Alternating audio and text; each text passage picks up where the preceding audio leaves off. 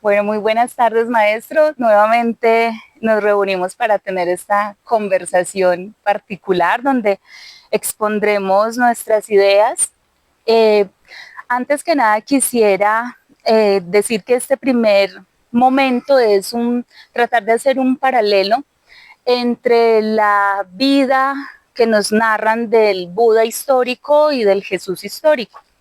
Y obviamente pues esto viene enlazado con sus enseñanzas, budismo, cristianismo, y hacer como este símil.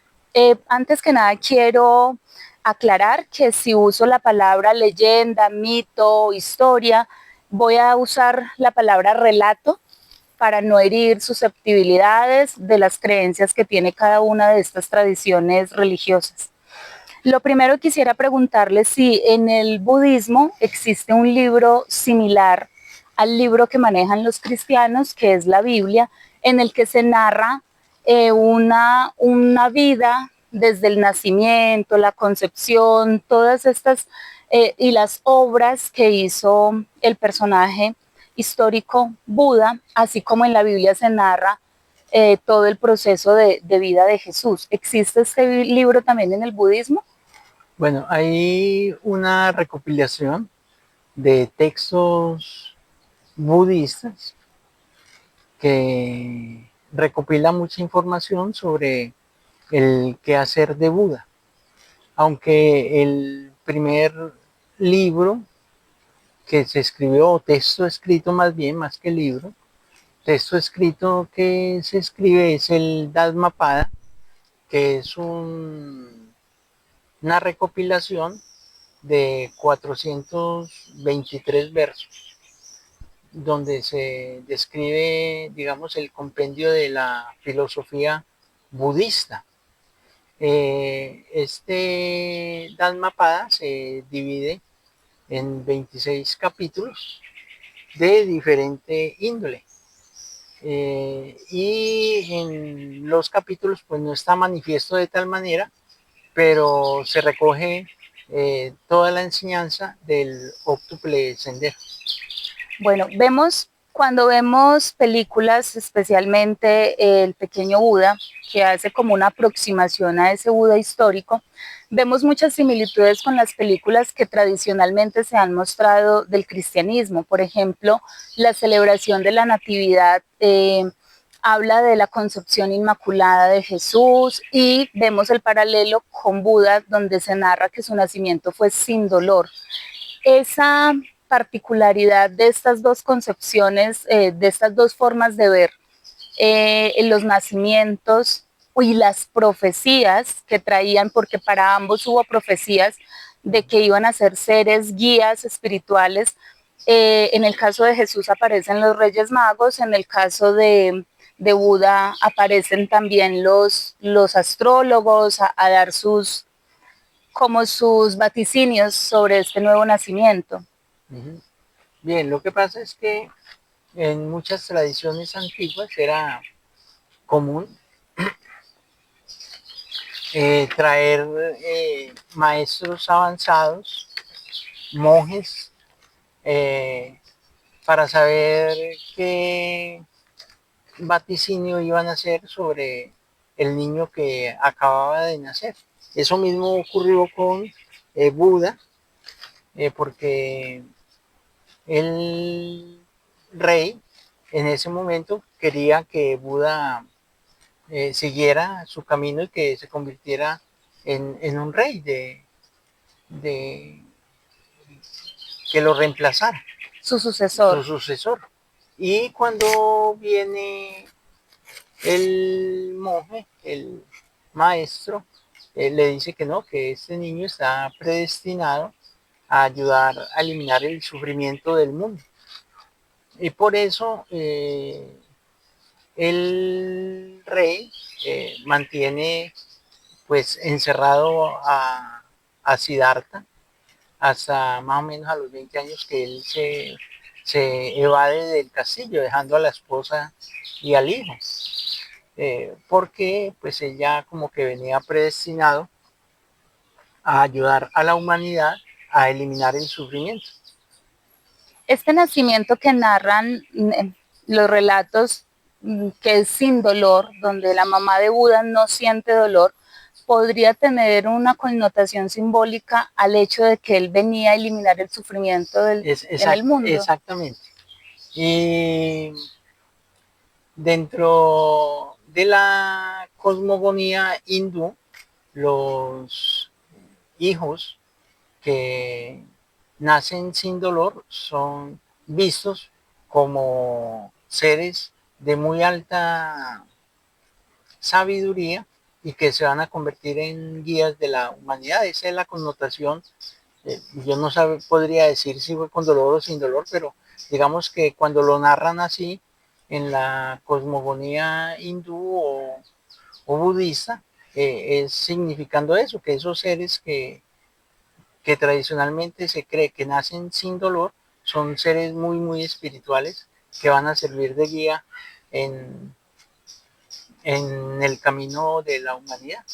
Bueno, hay otra analogía que me parece muy particular y es el tema del bosque. Siddhartha nace en un bosque porque su madre iba en camino hacia el palacio y entra en labor de parto y nace en un bosque. Este fue su nacimiento. Cuando él sale del palacio y empieza a buscar su nuevo camino, encuentra a los ascetas en el bosque. En el bosque Podría también. decirse que este fue como un segundo nacimiento. Bueno, digamos que el segundo nacimiento es bajo el árbol Bodhi, donde él alcanza la iluminación. Eh, Hay varias versiones, por eso yo no me ajusto tanto a una versión en particular, porque por ejemplo, de la iluminación hay varias versiones, cómo alcanza Buda la iluminación. A, a mí me gusta la del maestro que iba pasando por ahí con los estudiantes, el maestro de cítara, del instrumento musical, y estando Buda en meditación, le dice el maestro de cítara a sus estudiantes que la cuerda no podía estar muy templada porque al tocarla se podía romper, ni no templada en su punto, porque entonces no haría la nota musical. A los estudiantes les pareció pues normal, Trivial. trivial, pero como Buda estaba buscando la iluminación, él recibe ese mensaje con otra connotación y entiende, ¿sí?, que nosotros debemos ir es por el camino medio, ni con tanto sufrimiento como el de los ascetas, que sufren mucho porque renuncian a toda la vida mundana, ni con todos los lujos de palacio que él tenía. Entonces muestra como el camino medio, y sobre ese camino medio, es que él hace todo su primer discurso sobre las cuatro nobles verdades, apoyándose en el concepto de ir por el camino medio. Hay otra simbología en el nacimiento de Buda cuando dicen que el árbol se inclina hacia este. Yo sé que todos son mitos, leyendas fácilmente interpretables, pero es bonito encontrar estas simbologías.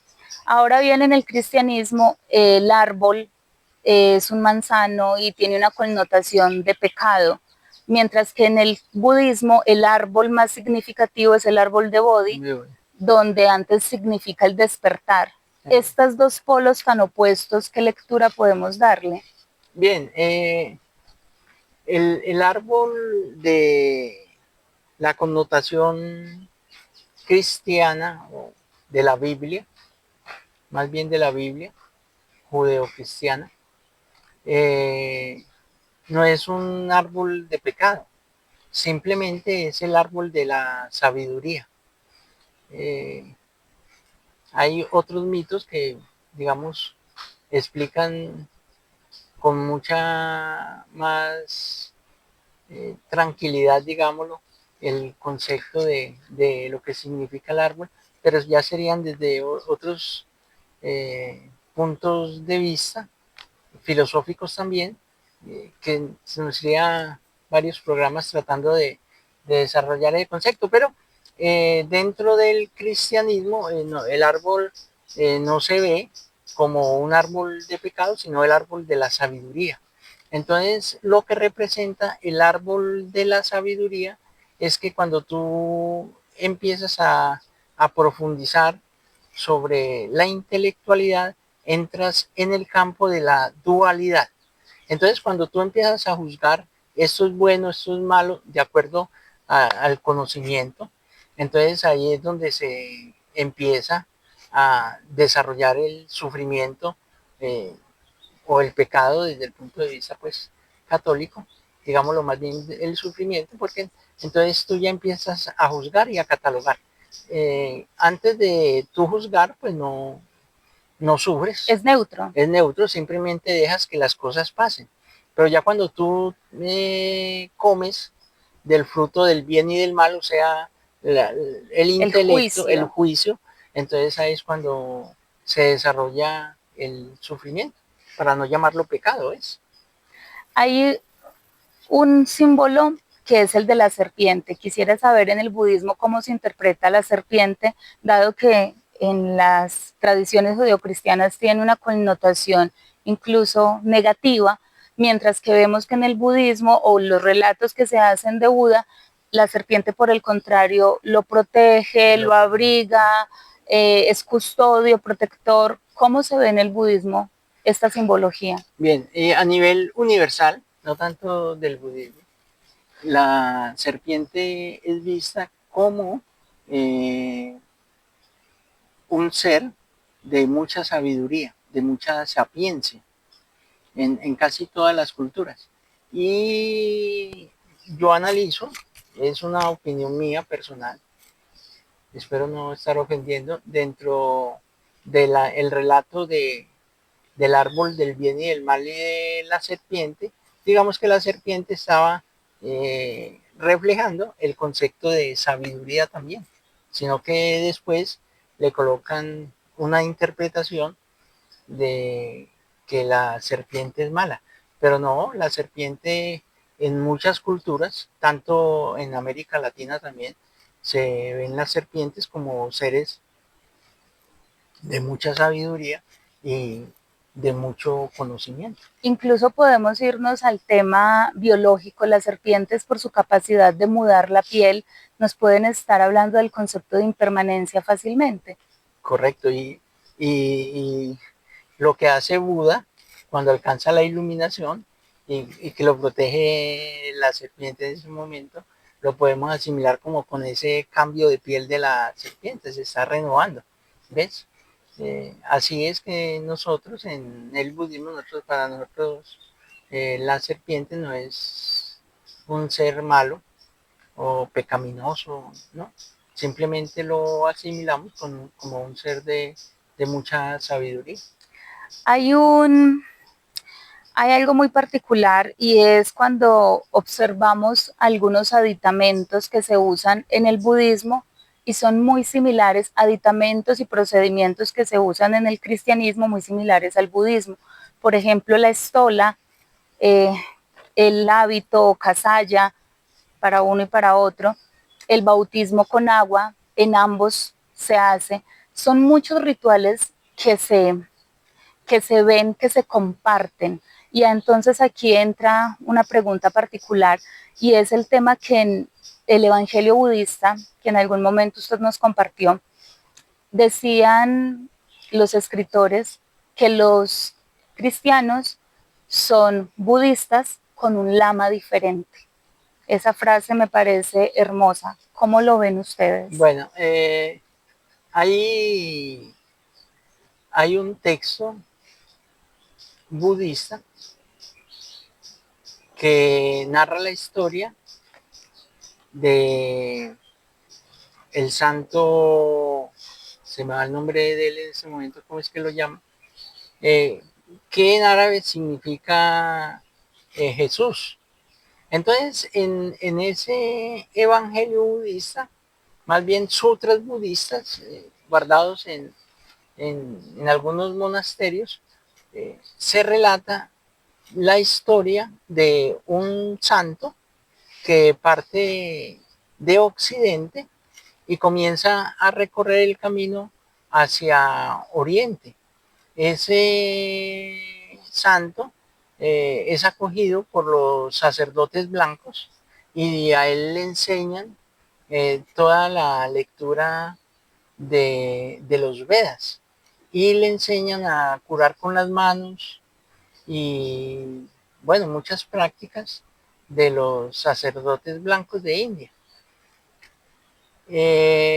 Este, no puedo recordar en este momento el nombre de él, este santo, digamos que comienza a transmitir todo ese mensaje de los Vedas a los que en India llamaban los intocables. Y, y eso hace que se enojen los guerreros y los sacerdotes con él. Isa se llama, el santo Isa. Y ellos se reúnen, tanto los sacerdotes como los guerreros, para darle muerte a este santo, al santo Isa. Y alguno de los intocables que estaban ahí sirviéndole en la corte se entera de que van a matar al santo Isa, le comunican esa información y él se va hacia el norte de la India, donde ya había monasterios budistas, ya había pasado toda la enseñanza de Buda, ya digamos está haciendo un recorrido bastante interesante por toda Asia. Y ese santo Isa, que Isa en árabe significa Jesús, entonces se correlaciona esa historia con la Esos época, años perdidos. los años perdidos de Jesús, después de los 13 años hasta los 30. Entonces se supone que Isa llega al monasterio y empieza a estudiar Pali, porque él quería aprender de primera mano las enseñanzas de Buda. Y él comienza a interiorizar todas esas enseñanzas budistas y luego, más o menos a los 28 años, comienza su regreso hacia Occidente para llegar otra vez a Jerusalén. Y en el recorrido tiene muchos choques. Se encuentra con los sacerdotes jainistas y él considera que esa es una religión falsa y lo que hacen es que se enojan con él y lo tiran al desierto para que se lo coman los animales. Todos lo querían matar. Todos lo querían matar y es que digamos que él es un desadaptado dentro del statu quo, ¿ves? Él viene con un rebelde. Un rebelde total y él se salva también de allá y por último llega a Jerusalén donde también lo mata. Es crucificado, logran su cometido, ¿ves? Pero es una historia de que relata pues esos años perdidos de Jesús desde el punto de vista de los budistas, ¿ves?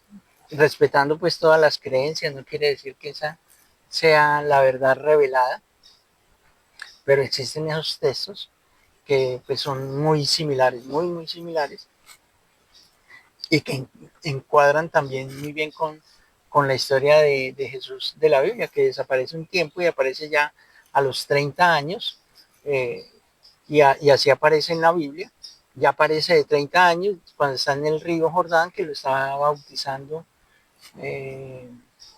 Juan el Bautista. ¿Sí? Aquí empezamos a encontrar algunos aspectos y es el tema, por ejemplo, de los milagros, donde de ambos personajes históricos se hablan de milagros muy similares.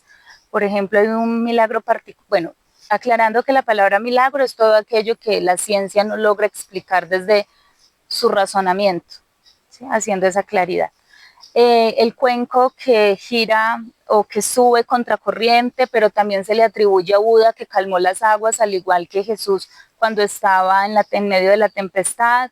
El hecho de resucitar Jesús resucita a un muerto, mientras que Buda le dice, tráeme una semilla de mostaza de donde no haya habido un muerto, y en ese momento Sí, la persona entiende que la muerte es inevitable. También se le atribuye a Buda multiplicarse su cuerpo, multiplicarse, y a Jesús el multiplicar los panes. ¿Cómo podemos explicar que ambos personajes históricos tengan versiones tan similares de esto que llamamos milagros? bueno, digamos que el concepto de mal llamados milagros eh, tienden a darse por el cultivo de la mente, ¿ves? Y eso pues lo está demostrando ahorita la ciencia.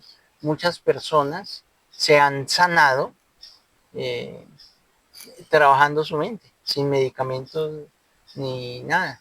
Y cuando una persona tiene fe en que el otro lo va a sanar y deposita esa fe ciega en el otro, eso tiene un toque eh, muy impactante dentro del subconsciente, porque el subconsciente le está dando el poder a ese sanador cuando en realidad se está sanando es el mismo. Que lo han ¿Ves? querido minimizar como efecto placebo, pero es Sí, mucho más que eso. sí, entonces digamos que esa es como la explicación de algunos de los conceptos de milagros, eh, no solo de Jesucristo ni del maestro Buda, sino de, de muchos maestros que se han dedicado, por ejemplo, a la sanación. Entonces, digamos que es un impacto, así lo explica la ciencia hoy en día, es un impacto tan fuerte en el subconsciente que él cree que se va a sanar, y la sanación es interna, pero de la persona eh, que creyó. ¿Sí? Lo mismo decía Jesús, hombres de poca fe. Si tuvieran la fe del tamaño de un grano de mostaza, le dirías a esta montaña, pásate para acá, y ya se pasaría. Son palabras muy fuertes de Jesús en el concepto de fe. Bueno, digamos que no solo con estos maestros ocurre, sino con muchísimos maestros que empiezan a desarrollar unas capacidades, empiezan a desarrollar unos tipos de dones utilizando la mente para poder hacer este tipo de milagros y sanaciones. Bueno, hay una escena muy particular del pequeño Buda en la que cuando Siddhartha va a salir del palacio, ve que todos están en un sueño profundo y los únicos que están despiertos son los animales. Entonces aquí quisiera enlazar algo que abordamos en el capítulo pasado, en el que los animales nunca pierden su conciencia de lo que son. Somos Sí, los humanos los que entramos en ese sueño profundo en el que otros han descrito como maya, ilusión, latiz. Estamos en un sueño y no logramos ver la realidad de lo que está pasando. sí, Diríamos entonces que ser un Buda, ya que sabemos que el Buda es solo un título, es poder estar despierto despierto en medio de esta realidad. de esa realidad, y es entenderla, ¿ves? Maya por sí no es algo malo, eh, porque también hay personitas que se van al extremo y catalogan que este mundo es malo porque es una ilusión y que no, simplemente es, o así lo vemos en la comunidad Samasati, esta fisicalidad es un espacio, hay muchos otros en, en el universo, pero este es uno y de los más densos, un espacio que lo llamamos de demostración, de materialización. Entonces nuestra mente aquí en este espacio va aprendiendo a materializar lo que se El desea, pensamiento. el pensamiento es. Entonces es un espacio de prueba bastante interesante, bastante retador también, porque muchos nos embolatamos en malla y quedamos atrapados aquí en el samsara, ¿ves? Que es el riesgo que se corre al venir a esta fisicalidad tan densa. Eh, y también debemos comprender que como la ciencia no alcanza a evaluar o a tasar o a medir por qué se hacen los milagros, entonces simplemente los descartan como una cuestión de azar, ¿ves?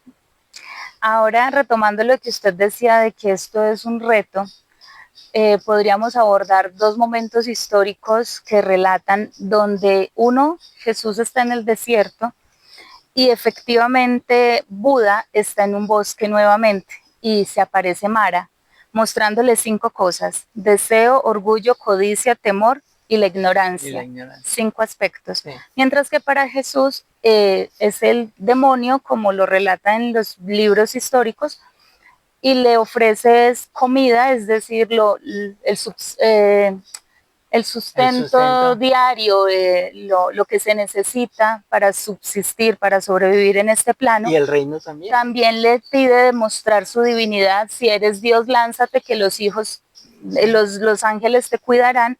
Le ofrece también poder y riqueza. Sí. A ambos les ofrecen cosas. ¿Qué nos quieren decir ambos personajes con Mara y con el demonio que se presenta a ofrecer? Bueno, esa es una interpretación mía, no la vayan a tomar desde el budismo, por favor. Yo voy a hacer esa interpretación, lo que nos están diciendo estas, digamos, dos escenas como tan similares, es que cuando estamos en esta fisicalidad y estamos sumergidos en la inconsciencia, estamos sumergidos totalmente en el deseo. ¿Sí? Recordemos que Buda dice que el sufrimiento humano se origina en el deseo, la ignorancia y el apego o la aversión. Y Buda lo llama los tres venenos. Cuando derrotamos los tres venenos, pues empezamos a dejar de sufrir. O sea, dejamos de vivir desde el ego, lo que llamamos hoy en día vivir desde el ego. Jesucristo también da un mensaje muy hermoso. Eh, para mí es un mensaje revelador cuando Jesucristo es sentado eh, y su respuesta, porque él también se va a meditar, ¿ves? Y ahora te comento algo muy similar entre los apóstoles y los seguidores de Buda, que no se me olvide, me recuerdas ahorita. Claro que sí. Pero continuemos con la tentación de Jesús en el desierto y él derrumba toda esa tentación diciendo algo muy cierto, que deberíamos aplicar todos.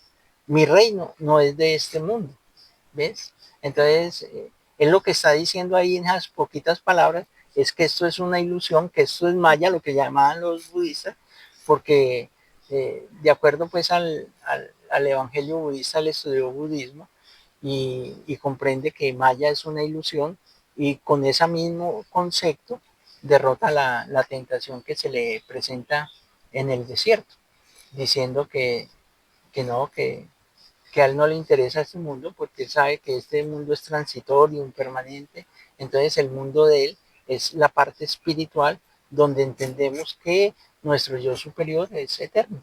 Ya que se me adelantó, porque justo le iba a hacer referencia a esa frase, mi reino no es de este mundo, es decir, que Jesús se concibe como un rey y estamos hablando de que Siddhartha era un príncipe. Ambos están demostrando que a pesar de tener el poder de ser reyes, se consideran reyes, pero aún así ambos dan el mismo mensaje.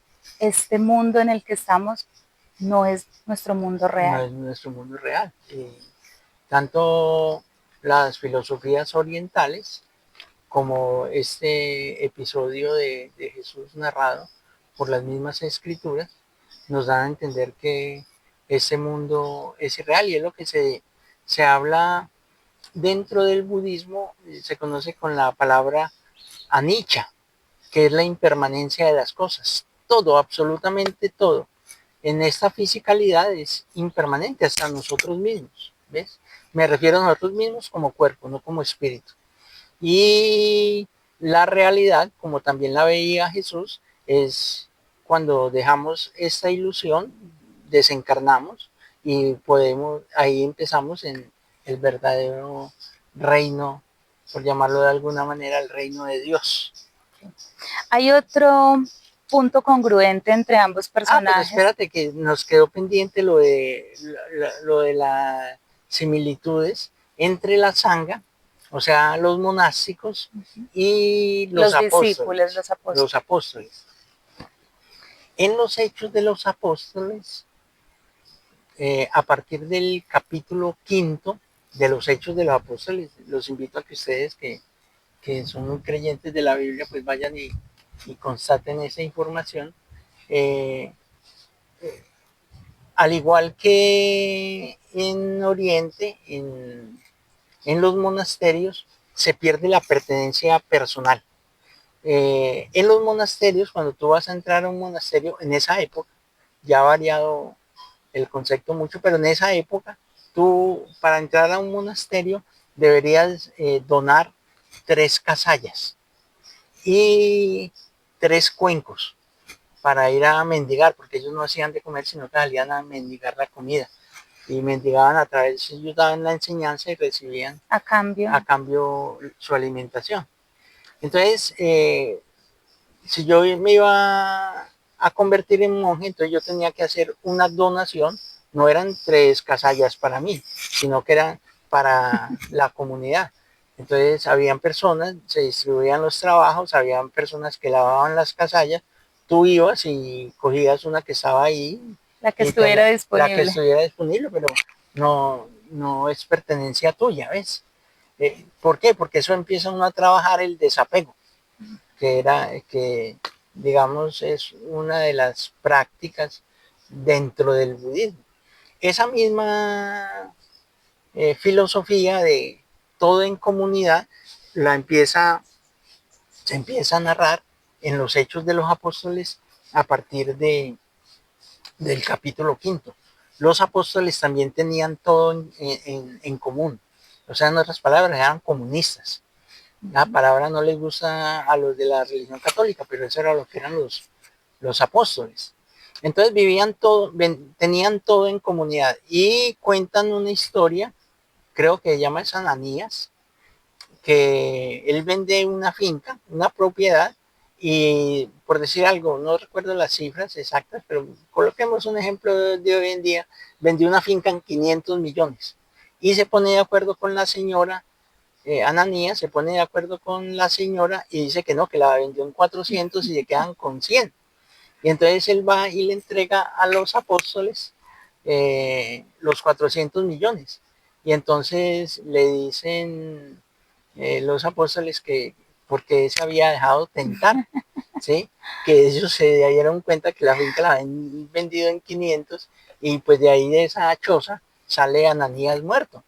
Y después los apóstoles dicen que lo mató a Jesús, pero bueno, de todas formas, nos meteremos no nos meteremos en eso, salió muerto de ahí. Y llega la señora, ay, no recuerdo el nombre de ella en este momento, y le preguntan lo mismo, y como sea, pues de acuerdo con el difunto, que ella no sabía que ya había muerto, y dice que sí, que lo habían vendido en 400 y también sale muerta de allá.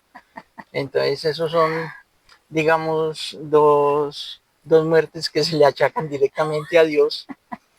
Pero bueno, lo importante aquí es que se vivía en comunidad, igual que se hacía. Entonces digamos que ese paralelismo entre la vida de los apóstoles y la vida de los monjes, de la sangha, son muy similares, muy similares. Entonces digamos que eso ata cabos, ¿sí? No es una confirmación para decir que sí, que efectivamente Jesús estuvo permeado por la cultura de Oriente, ¿ves? Efectivamente, otro punto congruente es el de la renuncia, donde Buda, Siddhartha, renuncia a los placeres, a los lujos, a toda la riqueza, y Jesús renuncia a su propia vida. Ambos son renuncias, independiente de la connotación que se quiera dar. Creo que el mensaje puntual es ese, la renuncia, el desapego del que usted nos hablaba. El desapego, exactamente. Esta renuncia es muy importante porque por un lado estamos trabajando entender que nada de lo que pasa aquí es real y eso lo sabemos todos. Todos sabemos que no hay entierros con candongas a los lados. no, tú te vas, te entierran ahí, eso. Para de contar, ahí terminó tu vida y no te vas a llevar ni los bienes, ni, ni a quien te sirvió, nada. Simplemente te vas a ir solo, vas a enfrentar una nueva realidad desde el conocimiento de casi todas las religiones y filosofías que somos espíritus eternos, bien sea el catolicismo o bien sea el budismo. Y trabajamos ese concepto de renuncia, de no apegarnos, porque todo esto es ilusión. Cuando tú entiendes que todo esto es una ilusión y que nada te vas a llevar, porque en realidad no te va a llevar nada de lo material por todo lo que sufriste, y te das cuenta, eso le ocurre mucho a las personas que tienen un proceso de una enfermedad crónica, por ejemplo, qué sé yo, cáncer, sida, una enfermedad de esas crónicas que le anuncian que le quedan 6 meses de vida. Entonces la persona comienza a vivir más desde lo espiritual, porque se da cuenta que todo lo que sufrió, todo lo que luchó, y no se va a llevar nada, toma conciencia de ese proceso de impermanencia, tanto de su propia vida. Recordemos que lo primero que hace una persona cuando le diagnostican una enfermedad de estas es la negación, ¿sí? ¿Por qué a mí? Y después se van pasando ciertas etapas hasta que se llega a la toma de conciencia de que sí, y empieza a trabajar su espiritualidad. Justamente hablando del tema de cuando las personas desencarnan, quisiera entender en qué momento cambió el paradigma. En Oriente, la tradición siempre ha sido quemar los cuerpos, pero mágicamente en Occidente es todo lo contrario. Todos los cuerpos son inhumados y quisiera saber hasta qué punto este cambio de concepto y de forma está muy permeado por el sepulcro, por la tradición de la resurrección al tercer día, esperar la reencarnación de la carne, porque son palabras textuales de la Biblia, creemos en la resurrección de la carne. ¿Será acaso por eso ese concepto de no budistas reencarnamos, mientras que cristianos esperan que resucite la carne? ¿Será por esto que se da este cambio en el tema del entierro? Bueno, digamos que uno de, de las partes más importantes de todas las filosofías del mundo, llámese cristianismo, budismo, hinduismo, eh, la cultura india también, es el concepto de la muerte, ¿ves? Porque cada uno lo enfoca desde ámbitos diferentes. Por ejemplo, cuando nos enseñan en el catolicismo, en el miércoles de ceniza, que polvo eres, sin polvo te has de convertir, se está haciendo abstracción total de que no somos polvo, sino para nosotros los budistas, nosotros somos un Espíritu Santo, una chispa divina que eh, escoge este avatar y le da vida a este avatar y lo puede manejar a través del ego, de la mente. ¿Ves? Entonces se tiene el concepto de inmortalidad del espíritu. En el catolicismo también tenemos ese concepto de los espíritus que son inmortales, pero lo tenemos aquí como en el conocimiento y no lo bajamos al corazón para convertirlo en sabiduría. Entonces, y lo mismo pasa con las otras creencias, las creencias indígenas que enterraban a sus guías principales Con las con vasijas de las oro. vasijas y todo eso. Entonces, digamos que son acercamientos, son aproximaciones a qué es lo que pasa, cómo se cree en cada cultura, qué es lo que va a pasar después de que dejamos este cuerpo. Entonces, lógicamente, desde todas las perspectivas y conocimientos o creencias, pues nos vamos a comportar de manera diferente ante ese proceso de muerte. eh, Buda encuentra la iluminación estando más que en un estado de meditación profunda, en un trance, yo diría que la encontró estando en presencia, estaba en ese instante.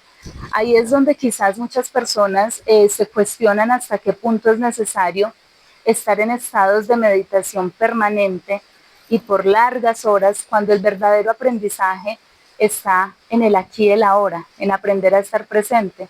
Por ejemplo, es fácil, con todo respeto, estar en un monasterio y encontrar sabiduría, paz, armonía, porque todas las personas a tu alrededor están en la misma vibración, en la misma sintonía. Pero cuando estamos rodeados de compañeros de trabajo, de amigos, de familiares que ponen a prueba nuestras capacidades de tolerancia, de amor, esta no es la verdadera escuela, estar acá en esta realidad en lugar de estar horas en meditación trascendental.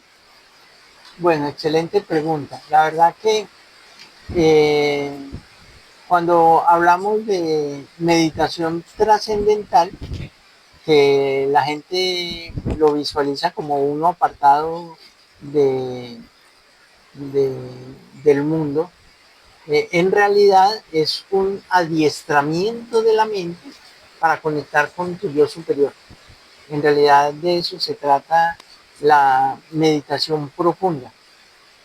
Lógicamente, para llegar a estos estados meditativos profundos que, digamos, se han estudiado con la ciencia actualmente, se llegan a ondas de frecuencias cerebrales muy bajitas, ondas delta, eh, que son meditaciones de conexión con la conciencia primigenia.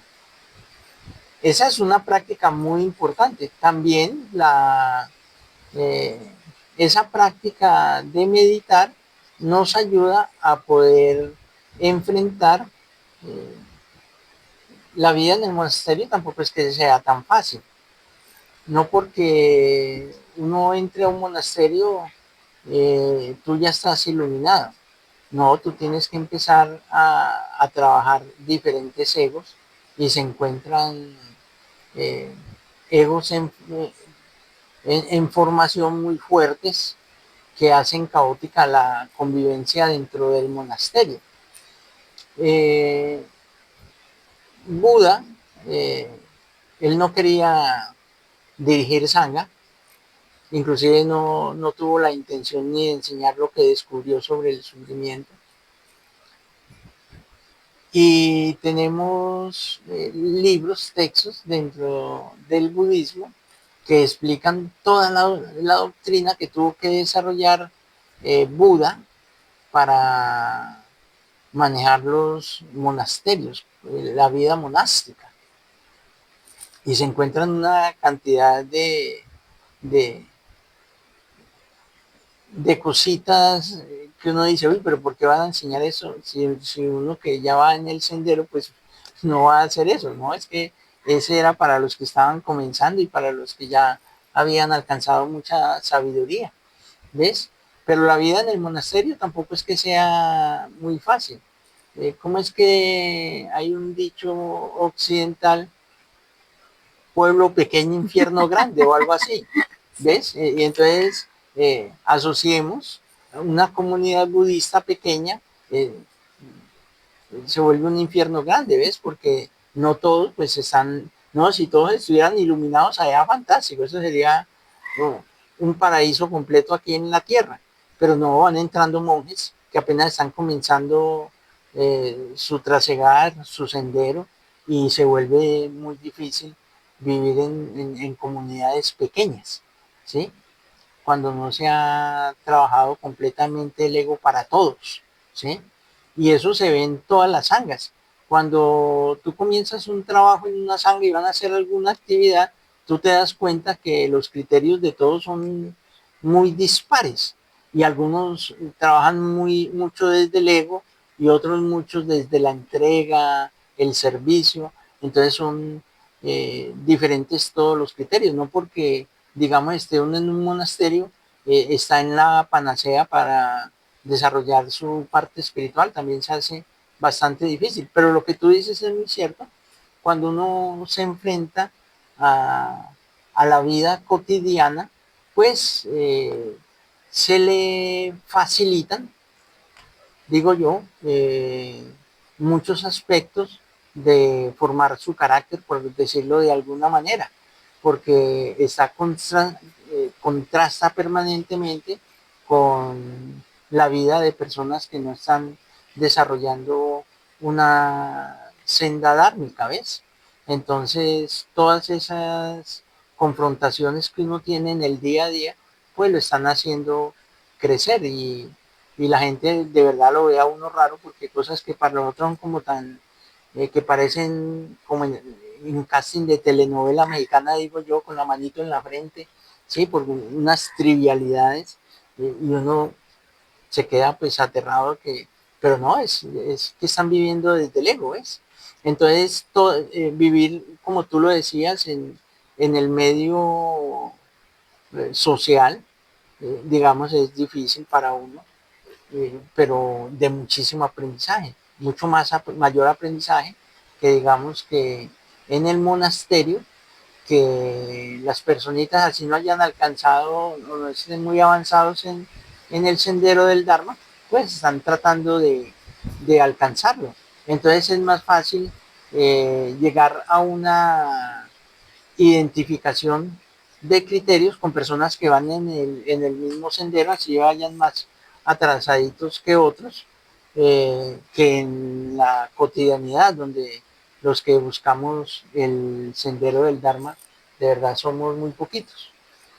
Bueno, durante este rato hemos estado haciendo ese paralelo entre el cristianismo y el budismo desde el enfoque de los dos personajes históricos, el Buda y Jesús.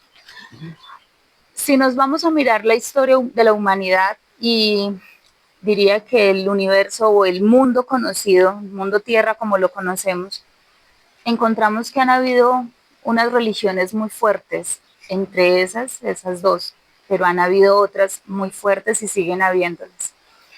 ¿Hasta qué punto la creación de estas religiones y de estos seres históricos, de estos personajes históricos, tiene un propósito de dividirnos? En lugar de unirnos, nos dividen, porque cada uno empieza a inclinarse y a intentar alar hacia su verdad, a lo que considera que es el libro verdadero, la enseñanza verdadera.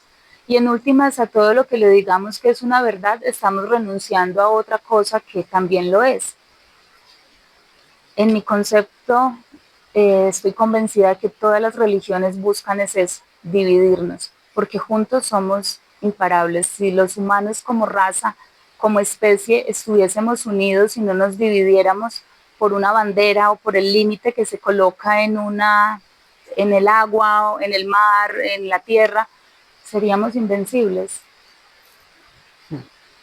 Excelente punto de vista. Bueno, yo considero que las religiones no tratan de dividirnos. Lo que pasa es que debemos partir de una premisa que una cosa es la espiritualidad y otra cosa es la religión.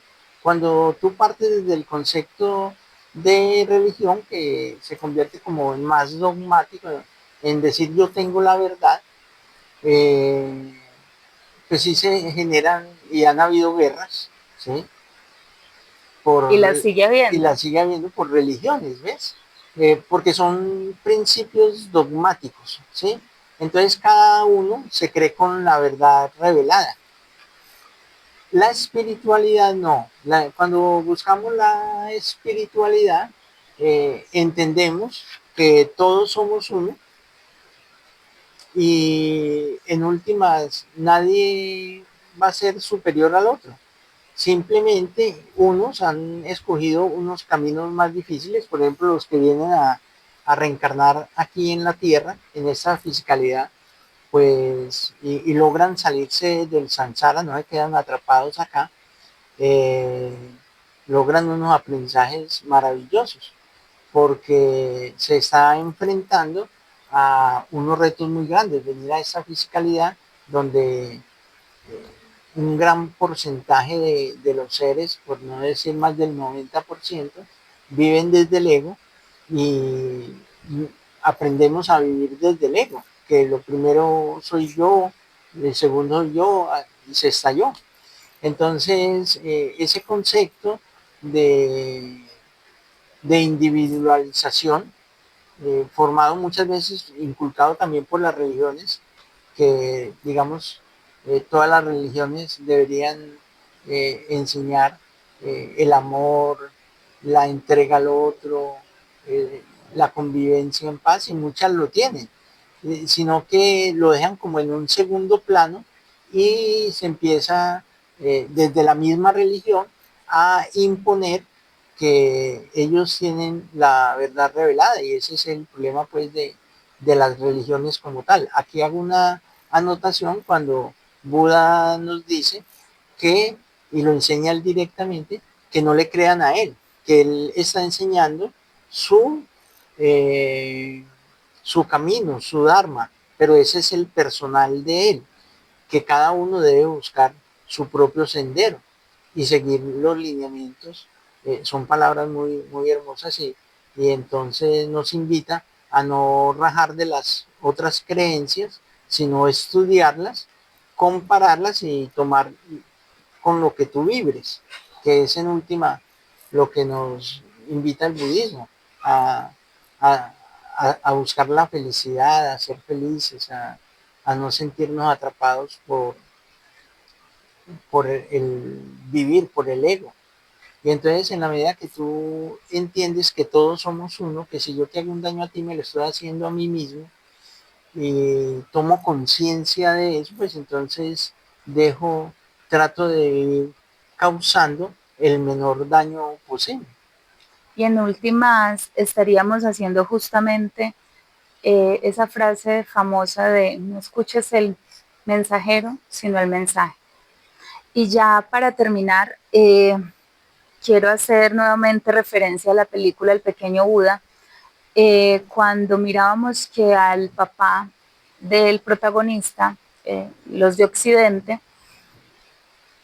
no aceptan en absoluto el tema de la reencarnación. Y pensaba lo bien que se ha trabajado este tema en Occidente, hasta qué punto las élites lograron su cometido de borrar cualquier rastro del tema de la reencarnación en Occidente. Y si lo vemos en últimas, es una sociedad de consumo, porque es que la reencarnación no vende. La reencarnación no hay, exactamente. Bien, eh, yo voy a hacer esta reflexión para los cristianos, y está en la Biblia. Los invito a que se lean eh, el capítulo 17 de Mateo, versículos 10 y siguientes. Allí los discípulos le dicen, le preguntan al maestro Jesús: Maestro, dicen los escribas que antes de que venga el Mesías debe venir Elías a organizar todas las cosas. Y Jesús le responde: yo les respondo que Elías ya vino y hicieron con él todo lo que quisieron. Y los apóstoles entendieron que les estaba hablando de Juan el Bautista. O sea que Jesús hace una referencia clarísima, Directa. directa, de que Juan el Bautista es una reencarnación de Elías. Entonces, aquellos que no creen en la reencarnación y no le creen al Maestro Jesús, pues si no le creen a ese Maestro de Maestros, pues ¿qué nos van a creer a nosotros? Bueno, maestro, agradecerle nuevamente por su tiempo, insistir en que aquí no tratamos de defender una verdad, estamos simplemente abriendo una conversación para que cada quien saque sus propias conclusiones, porque en últimas el maestro es Individual, cada individual. uno. Infinitas gracias por su tiempo, por su sabiduría, por sus palabras. Gracias por la invitación. Tachi de ley para todos.